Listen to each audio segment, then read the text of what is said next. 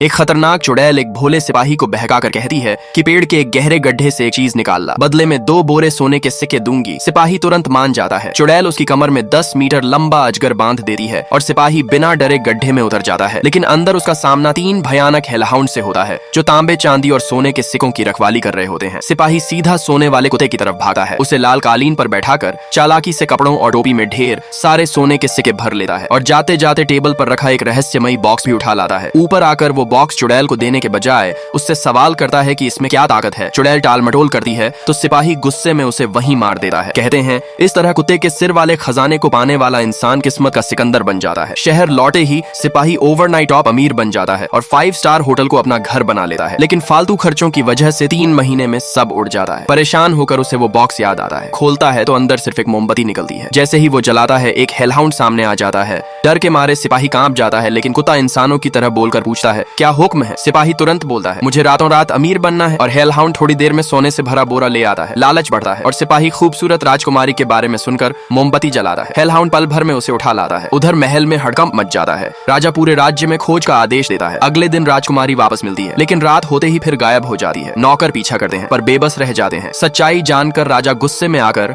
राजकुमारी की कमर में आटे से भरी थैली बांध देता है ताकि रास्ते का पता चले। इसी निशान से सिपाही पकड़ा जाता है और उसे जेल में डालकर फांसी का हुक्म दे दिया जाता है। सिपाही घबरा जाता है क्योंकि बॉक्स उसके पास नहीं होता। वो एक लड़के को रिश्वत देकर होटल से बॉक्स मंगवाता है। फांसी से पहले वो राजा से अपनी माँ की याद में मोमबत्ती जलाने की इजाजत मांगता है। जैसे ही मोमबत्ती जलती है 3 हेलहाउंड प्रकट हो जाते हैं और सिपाही के इशारे पर राजा और सिपाही सब मारे जाते हैं। सिर्फ राजकुमारी बचती है जो हालात समझकर उसका साथ देती है, उसके गुनाह माफ करवाती है और आखिरकार उसी सिपाही को नया राजा बना देती है। लाइक सब्सक्राइब कर देना, भगवान आपको बहुत खुशी देगा।